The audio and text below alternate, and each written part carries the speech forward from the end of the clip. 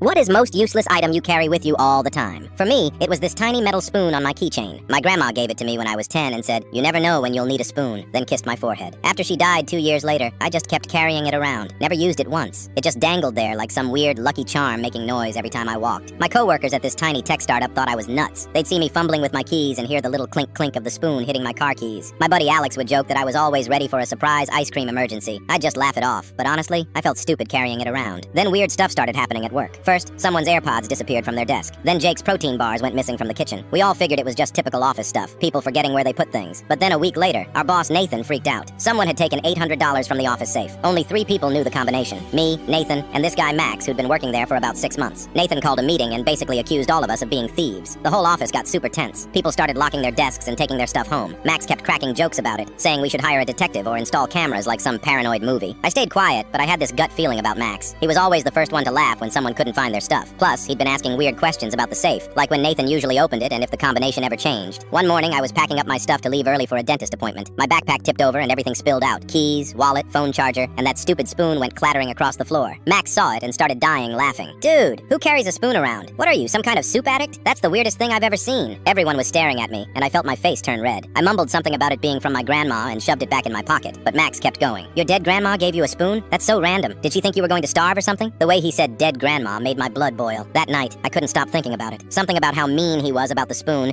made me want to catch him red-handed. So I did something kind of crazy. I bought a tiny voice recorder online and taped it under the cabinet near the safe. I figured if Max was stealing, maybe I'd catch him talking about it or something. The next day, I came in early to check the recorder. What I heard made my stomach drop. It was Max on a phone call, probably with his girlfriend or something. He was bragging about how easy it was to steal from us tech nerds who were too busy with our coding and energy drinks to notice anything. He said he was planning to hit the safe again on Friday when Nathan always left early. But here's the thing. I knew Nathan would want more proof than just a recording, so I came up with this stupid plan. I put together this fake envelope labeled petty cash reimbursement and filled it with Monopoly money that I'd colored over with markers to look like real hundreds. Then I did something that felt crazy. I taped my grandma's spoon to the inside of the envelope along with a tiny AirTag I'd bought. I left the envelope in my unlocked desk drawer where Max would definitely see it. The spoon felt too important to risk, but I needed the AirTag to track wherever he took the stuff. Sure enough, the next morning the envelope was gone. I checked my Find My app and the signal was coming from somewhere in the building. When I narrowed it down, it was pinging from the employee lockers downstairs. I told Nathan about the whole thing. The recording, the fake money, the tracking device. He didn't believe me at first, but when I showed him the AirTag location, his face went white. We went downstairs with building security. Nathan asked Max to open his locker for a routine inspection. Max got super defensive and said he didn't have to. That's when Nathan called the cops. When the police showed up 20 minutes later, they made Max open the locker. Inside was my envelope with the fake money, my grandma's spoon with the AirTag still attached, and about 15 stolen items from around the office, including Jake's AirPods and someone's Nintendo Switch. But the best part? There was also a notebook where Max had written down the safe combination and a list of everyone's schedules, so he knew when to steal stuff. Max got arrested right there in front of everyone.